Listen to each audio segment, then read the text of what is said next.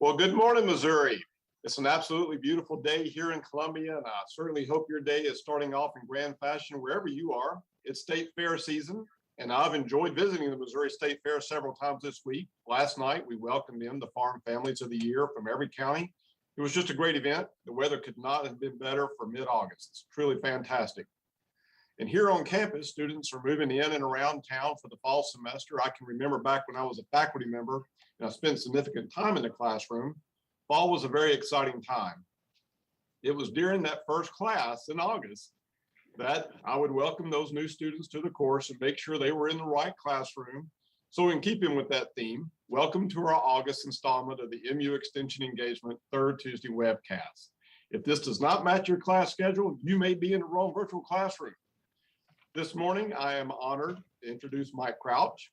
He is the MU Extension Engagement's Northeast Regional Director, and he has been asked to lead our efforts in preparing for our next NIFA Civil Rights Compliance Review scheduled for the fall of 2022, and that's coming up in about a year. He has been focusing on updating our civil rights policies and practices, providing professional development for affirmative action planning and civil rights compliance, taking a deep dive into our web pages devoted to this effort, and creating and leading a civil rights compliance work group in collaboration with our partner institutions in the 12-state North Central Extension region. I've been involved in this work at every LGU that I've been employed, and we sometimes forget that our colleagues and peers are responsible for the same compliance efforts and measures that we are here at MU. Each institution can also find itself recreating that wheel instead of utilizing the expertise of our sister institutions. There's a truckload of great work going on in this area, so I really appreciate Mike's willingness to reach out across the other North Central Region land grants to work together with our peers regarding civil rights compliance. Today, he will be providing an overview for the fundamentals of civil rights compliance here at MU Extension Engagement, and I want to reiterate that the compliance topics and measures that Mike will be discussing today are simply the bare minimum as far as organizational efforts concerned. It's what we have to do is compliance, but it's not what we could do or what we should do. And I really appreciate Mike taking the time to work on this crucial effort as we strive to serve all Missourians with relevant research, educational programming, and resources stemming from the system. So Mike, thank you for joining us this morning and sharing your expertise and all of your great work. So the virtual podium is now yours, sir. Thank you, Chad. So appreciate everybody joining us today. And I think we're going to cover quite a bit of material. Chad, I believe we're still taking questions at insider@missouri.edu. I think that's right. And if we run out of time, they can always send emails directly to you or to me. So if you do have questions, we have a lot of material to cover as we go through today. And let me get my slide show back at the beginning. And so today we are going to talk about the fundamentals of civil rights compliance. I thought it would be beneficial for everybody if we started out and talked a little bit about what the civil rights review process looks like in some detail in each of the 9 areas that will be covered by NIFA Civil Rights Review. We'll talk a little bit about civil rights process, policies, and procedures at MU, some of the protected categories and mandated reporting, the commitment to diversity, inclusion, and civil rights, and then our compliance responsibilities as extension professionals. So we can expect that we're going to have periodic reviews. We talked about this a couple of times over the last year and a half, and that's part of the law. It's required of all land grant institutions and really of all institutions that get federal dollars. There are civil rights compliance reviews that are conducted.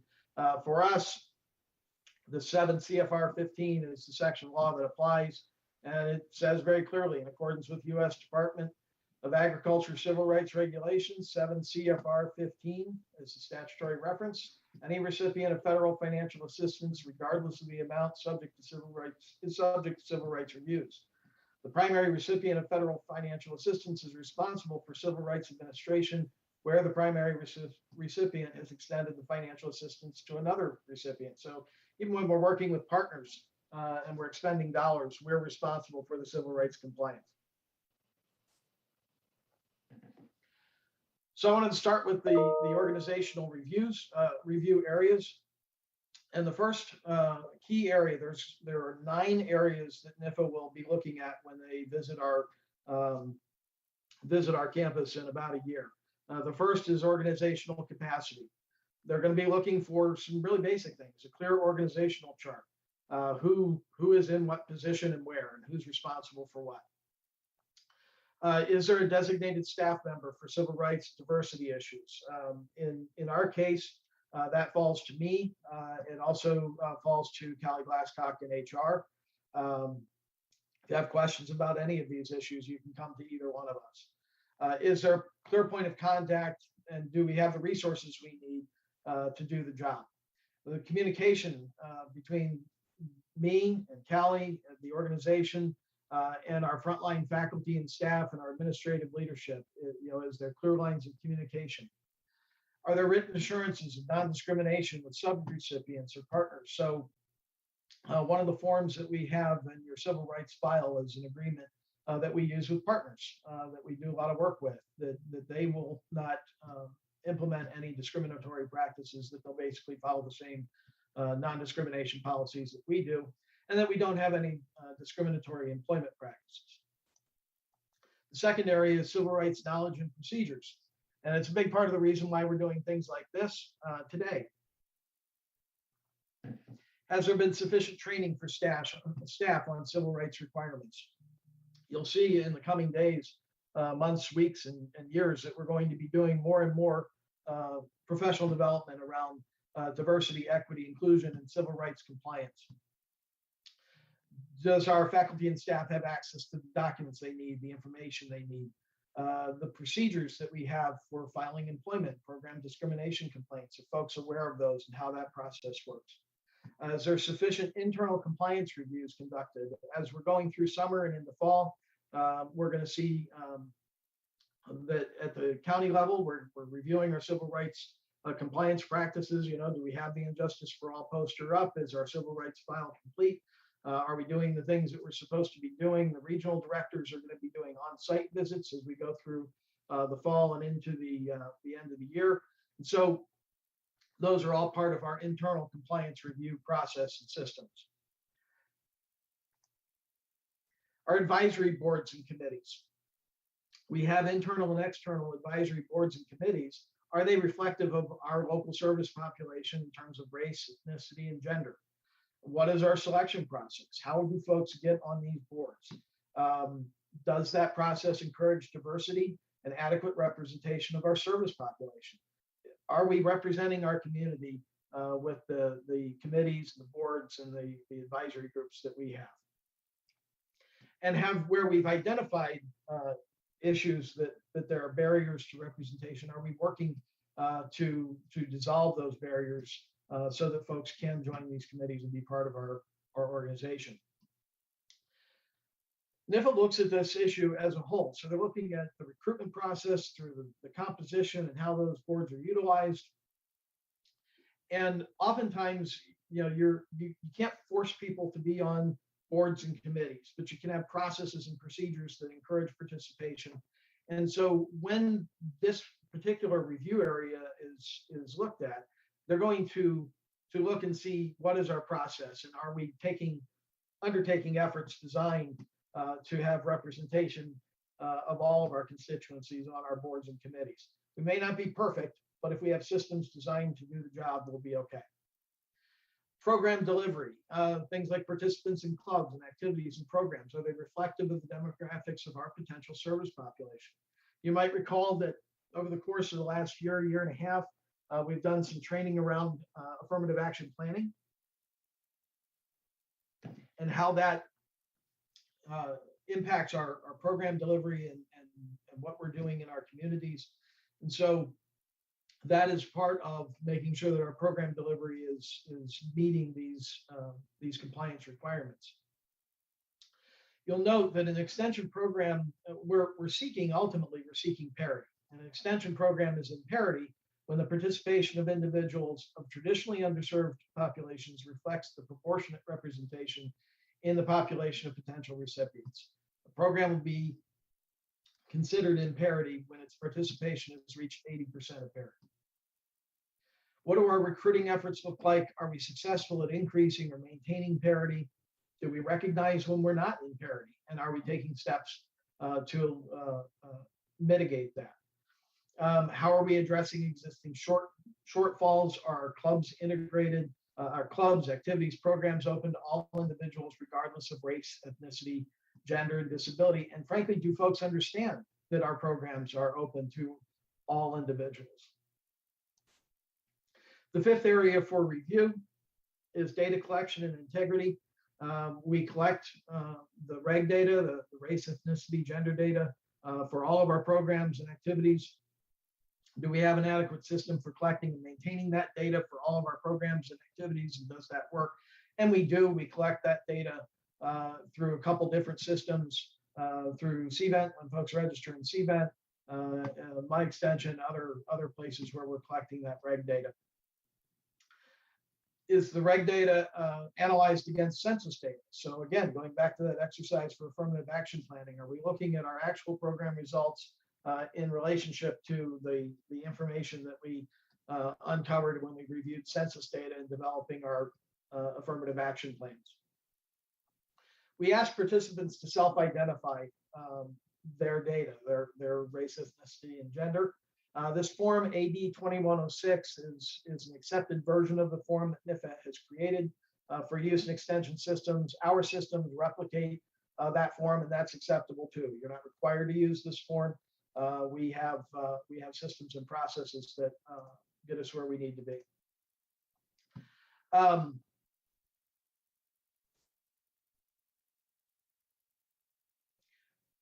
One really important thing when we talk about the reg data is you are not supposed to visually assess and then guess.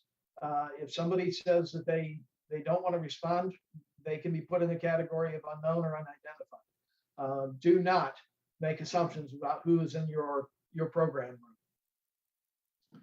Ethnicity and race are captured as separate and distinct categories. And NIF is looking to make sure that there's no apparent issues or red flags with the data that indicate it's not being collected or maintained properly. The sixth compliance review area is non-discrimination based on sex. So no program, activity, club, or group names contain sex, stereotype names, or illustrations. So we don't have clubs that are specifically, for instance, in 4-H, clubs that are specifically for boys or specifically for girls, or activities and acknowledgements that are gendered, for instance. And so, maybe we have 4-H ambassadors as opposed to fair kings and queens kind of a thing. All the programs and activities are implemented in a manner ensuring non-discrimination on the basis of sex. There's no sex-separate programs, activities, contests, or awards, and recipients have adequate access to the sex harassment policy and procedure if they need to file a complaint. We also need to make sure that staff have had adequate Title IX training and civil rights training, whether those programs are conducted together or separately over time. We just need to make sure that we're doing that work. And you might have seen, I think everybody should have gotten a message from the provost this morning about our required semi-annual or biannual training. And so those links are coming out, and we have to go through and do that training. And among that is the Title IX training we do every year. Public notification. We've all seen and utilized non-discrimination statement on our outward-facing materials, program materials, and documents, and emails. Should be used on the websites and in publications. We should have displayed the USDA and Justice for All posters. All offices were given updated posters in July of 2019. We have posters in my office. So if you don't have the green and Justice for All poster, or if you're part of the food nutrition program and need the blue poster, please send me an email and we'll make sure that you get the posters that you need. Participants in virtual environments should also be properly notified. So if we're doing a program online, we should be leading that presentation with the Justice for All poster information. We should be bookending it on the back end with the Justice for All poster information. And we're actively engaged in outreach to traditionally underserved communities. We're working with community groups. Our mailing lists are reflective of the populations that we serve. Accessibility for individuals with disabilities. This is a significant area of concern when NIFA does their review. Are we making sufficient reasonable accommodations? Do we have policies and procedures in place to implement them? Do we include reasonable accommodation statement on our websites and documents when we're announcing activities or events? That's the statement offering assistance and accommodations if folks need them for to be able to attend and participate in our programs. Have our faculty and staff had training on reasonable accommodations? And are the requests handled appropriately? We should be logging them. We should be maintaining in our county offices a spreadsheet of requests that we receive and how we're addressing them, both so we can document that we've done that work and also to help in future circumstances where we might need to address a concern or address an accommodations need. We'll have a record of what we've been able to do in the past.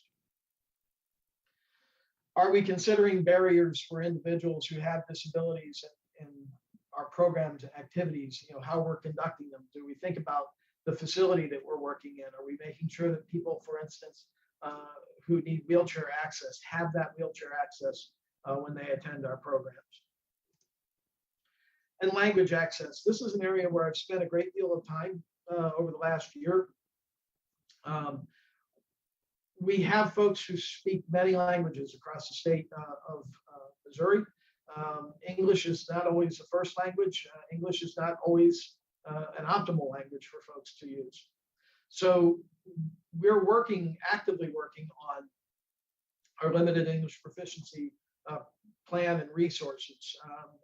I've developed a draft policy. We're in the process of moving that through for approval. We have been working with procurement to identify language access services that can help us with translation, both in the county office and at the for paper written translations. More will be coming as we get into fall on how those services are accessed and utilized, but be aware that we are actively working on our language access and limited English proficiency plan.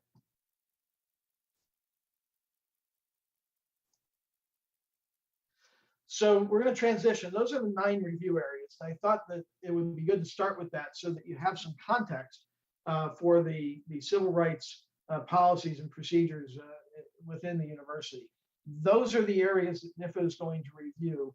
This next set of slides is going to really talk about how do we do that? How do we try to comply with those requirements here at MU? So University of Missouri is committed to creating an inclusive and diverse community. We want everyone to feel welcome. We prohibit discrimination on the basis of all the categories that you see listed on that slide. Sex and gender, gender identity, gender expression, sexual orientation. And then kind of the categories that we think of more traditionally when we think of protected classes: race, color, national origin, ancestry, religion, age, disability, and even veteran status. We have to be very cognizant of all of these areas that are protected and that we cannot discriminate on these bases. You have obligations as mandated reporters. If you identify areas where there's discrimination happening, you have an obligation to report that. You have multiple obligations for reporting. There's an online form that is available at civilrights.missouri.edu.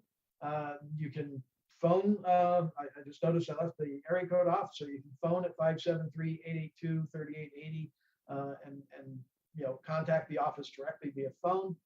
You can email, you can even do an in-person reporting.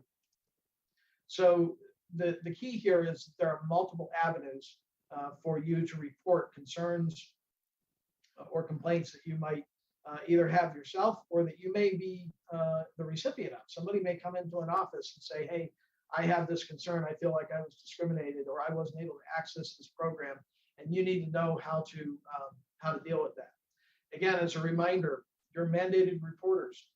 You are required to report any knowledge that you have of sex or gender discrimination, including sexual harassment, sexual misconduct, stalking on the basis of sex or gender, dating or intimate partner violence, or sexual exploitation.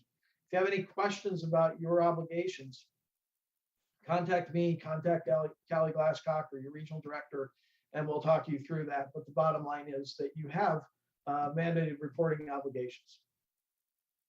The recipient of the behavior, the person on the receiving end of that bias or that discrimination can be a student, an employee, a volunteer, or just somebody visiting a county office or visiting our campus. And it doesn't matter how you become aware of the information, whether it's direct observation, whether it's disclosed by somebody else, you overheard a story, you still have an obligation to report. And you should also report any knowledge that you might have of other types of discrimination or harassment based on the protected classes and protected categories we just talked about. When we talk about accommodations, the university has multiple ways that you can address accommodations needs. And this presentation will be loaded to the website, so you'll be able to access these links that are available here for the Disability Center, for Adaptive Computing Technology Center, and for the Office of Accessibility and ADA. Just be aware that these are resources that we have available on campus that can help you as you're working through and trying to address some of these issues. I know in my role as regional director, I've had multiple contacts with the Office of Accessibility and ADA to help our own faculty or staff who needed accommodations so that they could do their jobs and overcome any hindrance to that through technology or through resources and other tools available to them. I should note that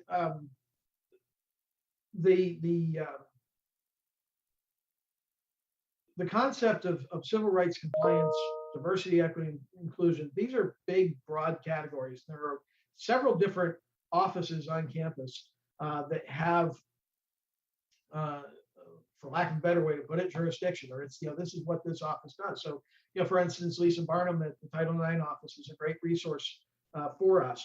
And so some of the slides that you're seeing are slides that actually, for instance, Lisa shared with me, so that we made sure to have the right information from the Title IX office. I'm not going to read the detail of this slide again. This is available, will be available to you on the website. But you should be aware that we do annually develop federally required affirmative action plans that ensure proactive steps are taken to employ women, minorities, protected veterans, and individuals with disabilities. We have policy, practice, and training materials that help support our leadership's commitment to non-discrimination. We ask folks to voluntarily self-identify their sex, their ethnicity, their race, their protected veteran status, and their disability status. We can't require you to do that. But if you go into your MyHR personal details, you will be able to add that information, and it's very helpful to us if you would please do that. We just had a conversation with Lisa about that information, and Extension does, I think, generally a good job. But if you haven't visited that site, sometimes status has changed, sometimes circumstances change, and you might need to do some updates. So please make sure that you visit your MyHR personal details and make sure that information is correct and up to date.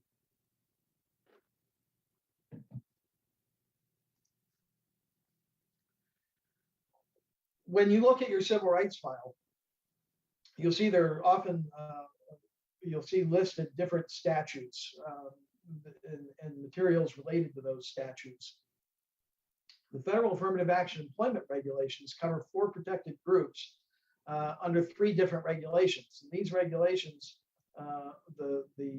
Section 503 of the Rehabilitation Act of 1973, the Vietnam Era Veterans Readjustment Assistance Act of 1974, and then 2 executive orders, are all related to making sure that we're doing in our hiring practices the work that we are supposed to be doing.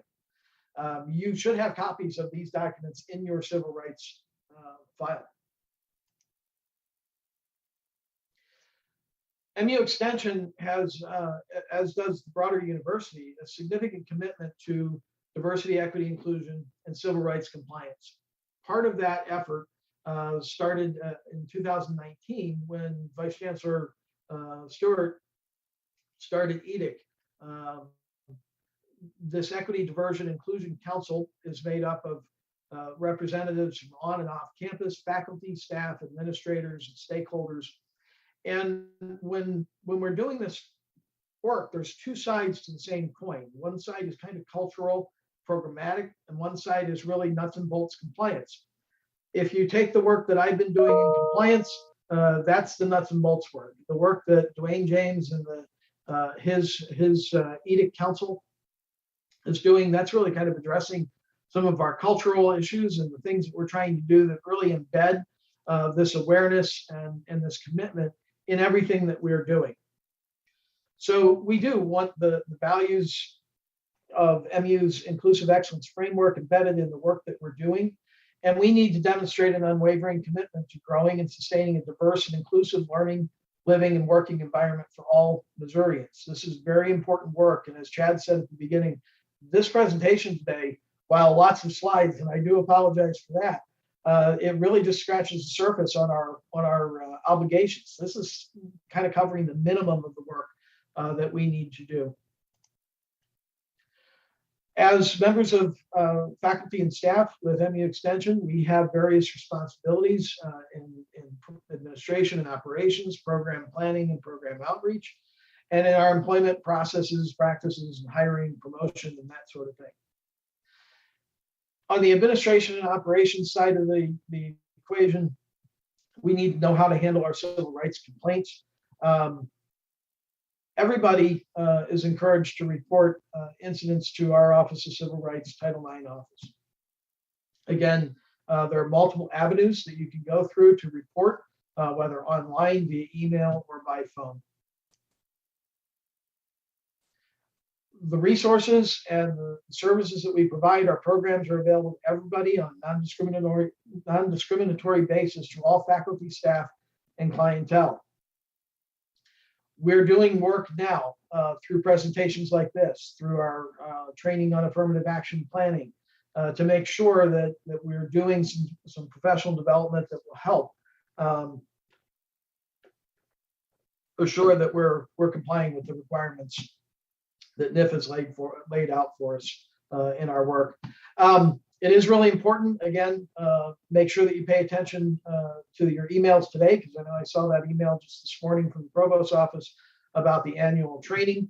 In your offices, you'll have employment law posters, you have the Justice for All posters up. We wanted to have departmental discussions. So for instance, within our regions, we'll be incorporating civil rights, diversity, equity, inclusion, professional development into our regional meetings.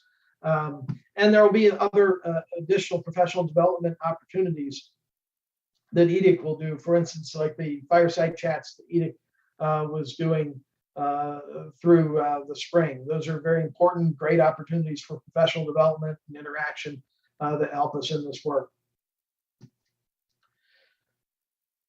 Again, the non-discrimination, we have protected classes that it's important that you know who and what those protected classes are.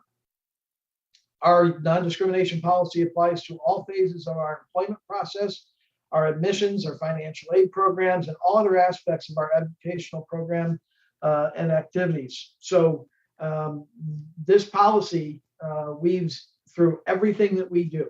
There is no exceptions to the policy, and we have to make sure that we understand what our requirements are. It's very important to understand that retaliation of any kind, if somebody files a complaint, retaliation of any kind directed to any person who pursues a complaint or grievance, participates in a discrimination investigation, or otherwise opposes unlawful discrimination is absolutely strictly prohibited. If you feel that you have an issue and you file a complaint, you should be able to do so without fear of retribution, without fear of any retaliation. We do comply with the Americans with Disabilities Act of 1990. So if somebody has a disability, needs accommodations, we need to work with that person to find the right set of accommodations, utilize the resources that we have available on campus to help us do that.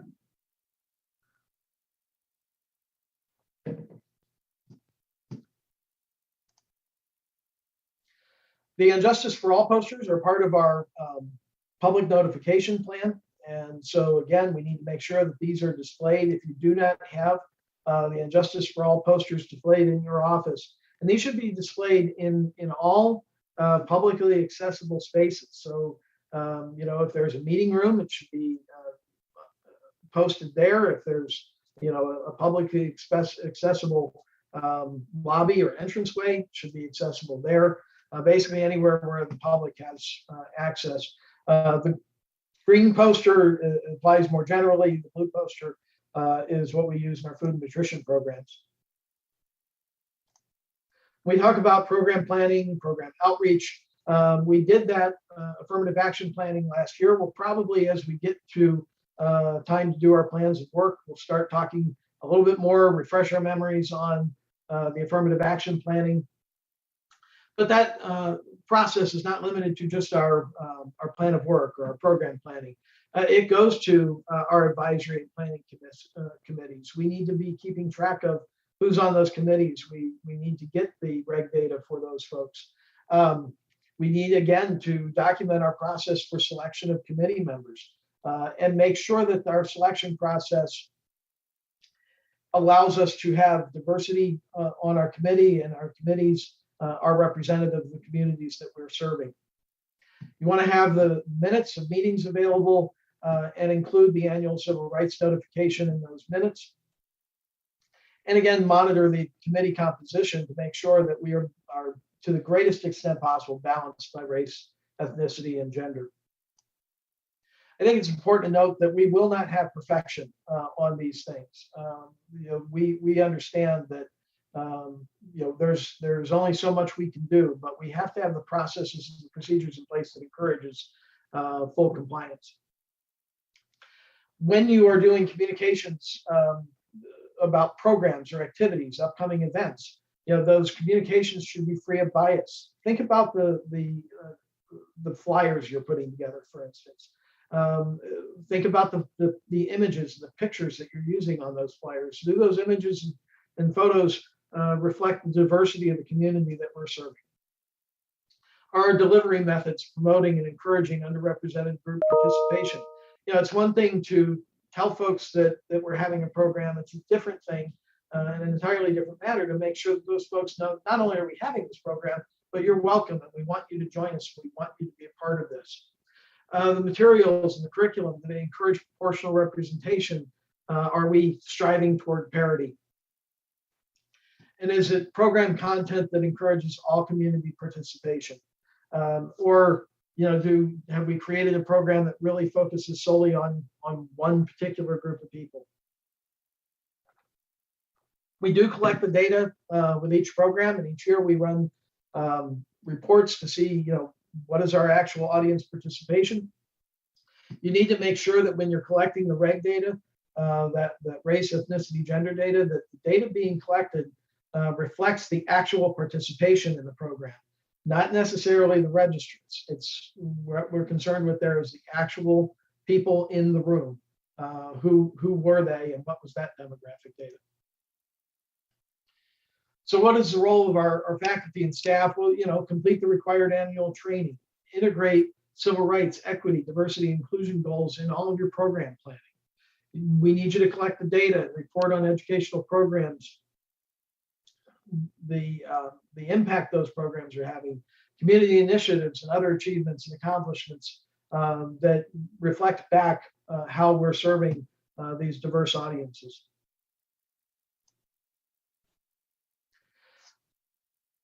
This program, this presentation was originally designed that we would take this out to regional meetings. Well, obviously, we're structured a little bit differently now than we were a year and a half ago. And so doing this as an in-person presentation, having some of the conversation that we'd like to be able to have in this presentation context really isn't possible in this format.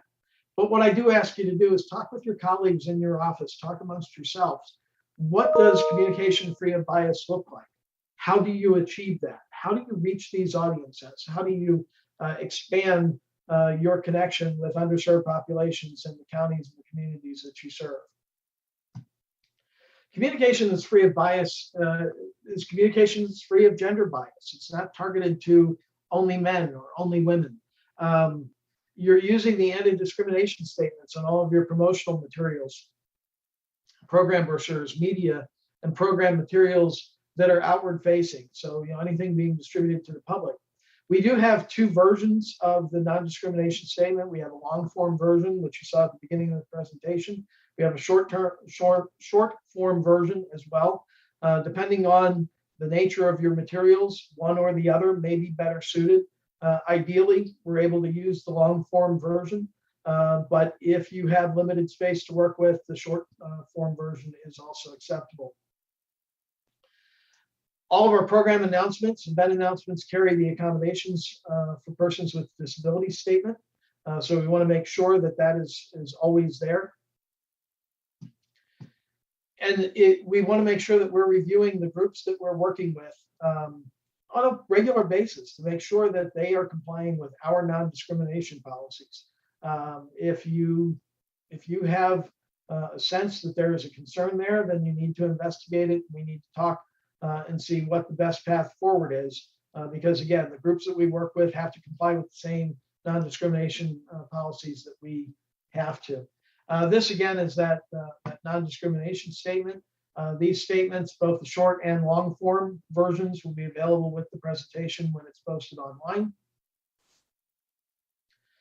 When we're talking about reaching out to underserved audiences, underserved populations, the first thing you need to do is know the population data. What is the potential audience that you're working with? You want to maintain a list of organizations, groups that are serving those underrepresented audiences,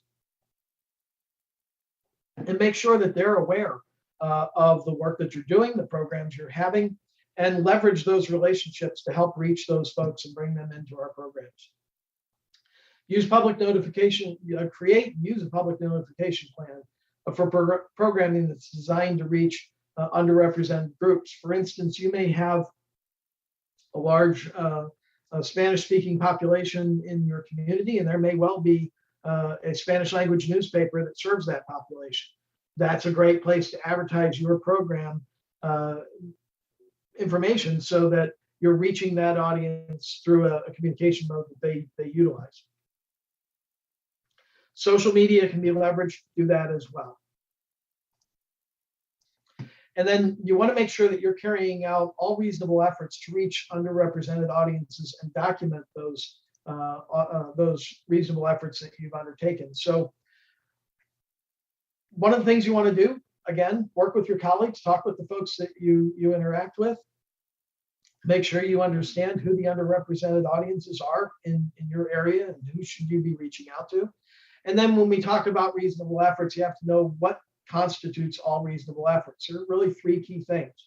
The first is that you're using all available mass media, including radio, newspaper, and television, and the internet, to inform potential recipients of the program and the opportunity to participate. The second is personal letters and flyers. Publications are addressed to potential recipients, inviting them to participate, include the dates, the places of meetings, or other planned activities. And then the third is even personal visits by the county extension staff to a representative number of defined potential recipients. Go out and meet the folks, meet the audience, and talk to them. Make sure that they know that your program is happening. Again, as Chad said at the beginning, when we think about these things that we need to do, this is the bare minimum.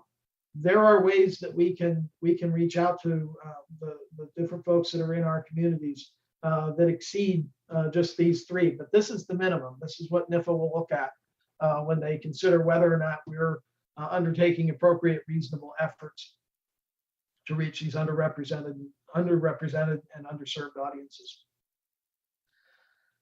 You need to know your actual audience. When we did our affirmative action planning last year, we asked you to make sure that you're consulting all things Missouri and the U.S. Census data, and you're really knowing your audience. You know who is living in your counties and living in the areas that you're serving.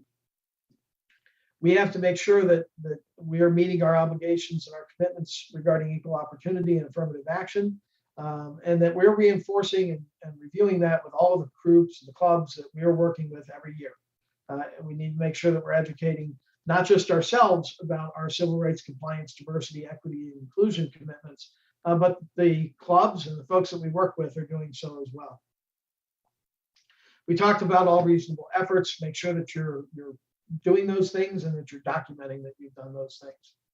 And you want to make special effort to recruit and train leaders and volunteers to be involved in all of our sponsored groups and clubs from minority and underrepresented audiences. You want to make sure that, again, going back to the idea of maybe having a large Spanish-speaking population, recruit volunteers and leaders from that group to help us connect with that audience.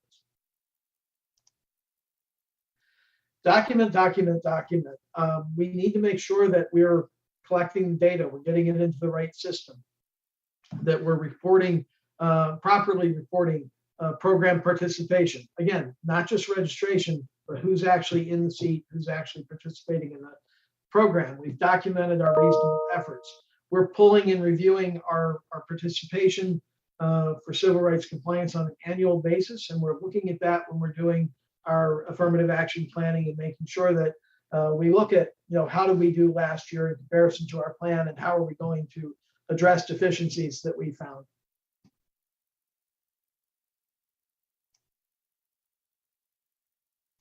This last section, I'm just going to touch real quickly. We're all involved, oftentimes, at some level, in recruiting and employment practices, whether we're, in administration and we're leading the process, or we're serving on hiring committees. I think it's important for folks to understand the concept of non-discrimination in our employment processes, recruitment, hiring, and promotions. We maintain all of our personnel management related records in the Human Resources Office at Whitten Hall. We are an Equal Opportunity Act employer. And if you look, this is the short form version, basically, of the non-discrimination statement. All employees who participate on a hiring committee have to complete the module for search committees on equitable and inclusive hiring practices. All employees who participate on hiring committees and all of our volunteers, our council members who participate, have to go through that same process.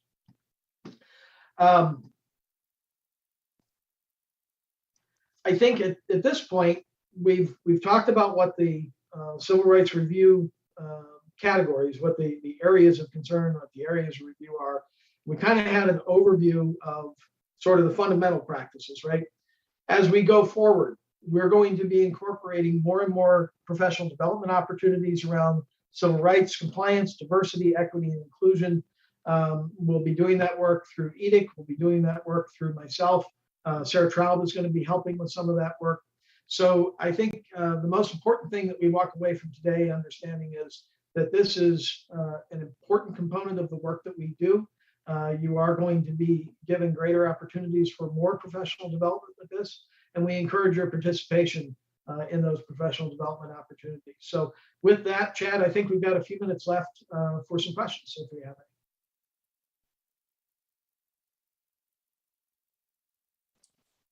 Okay, we have one question is, can the spreadsheet of accommodation requests be standardized and saved in a regional OneDrive folder to access by all faculty and staff? Yes, I don't see any reason why we can't do that way. We probably want to take the extra step each year of, if we can print that document out, put it in the civil rights file, that probably would be a good idea. One of the benefits of the North Central Cooperative Extension Association collaborative work group that we've put together, these 12 institutions, actually 14, because we have our two 1890s institutions in Ohio and here in Missouri as part of that group as well. One of the benefits of that is that we've had greater interaction with folks from NIFA. We've had greater interaction with each other. We have had the question come up about moving to a purely electronic format for retaining documents, and the message generally has been that we're still in paper mode as far as those local civil rights compliance documents and files are concerned. So keeping it, online so people can easily access and load to it, I think is fine. Again, each year might want to print that out, put it in the file. Thank you, Mike. Another question and a concern is that information from the latest census that was just published, it appears that depending on climate, some people may identify an ethnicity one way, and then on their next evaluation, when they're asked, identified differently. With this in mind, how often should we ask our regular extension participants to update their civil rights info, for instance, for multi-year serving extension council members? Each year. Okay. But it should be updated. And again, don't make assumptions. Let them update their information.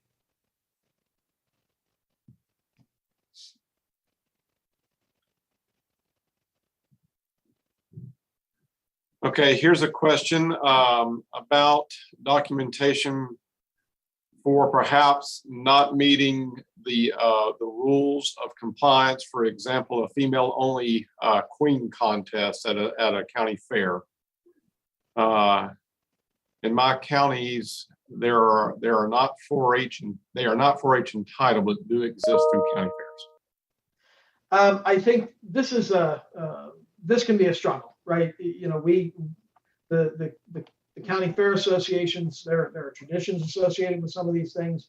We don't control the county fair associations. We need to do our best to encourage that practices that are kind of gendered practices are eliminated, and we move toward much more inclusive language, much more inclusive activities and processes. That will take time. We can only do what we can do in terms of encouraging people to move toward that more inclusive language. Well, Mike, that kind of leads into a couple of other questions I'm seeing here about partners like councils. Does this compliance covered today carry over to the conduct and behaviors of extension councils or extension volunteers or advisory councils or boards associated with the the Master Naturalist or the Master Gardener program? Yeah, so any group volunteers who are sanctioned by MU Extension, our councils that are representing MU Extension in the community, all of these different groups are required to comply with the same civil rights requirements that we are. They are held accountable to the same non-discrimination standards as we are. And so, yeah, we have to make sure that we're doing our best to make sure that those groups are complying with our standards.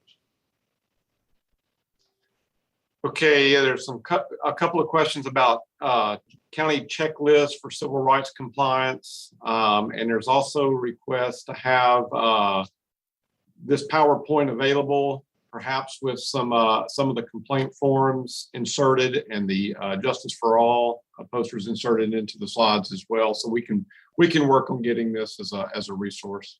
Yeah, I think so. So the intent is that I will share the presentation so that it can be put on the civil rights section of the My Extension Way site.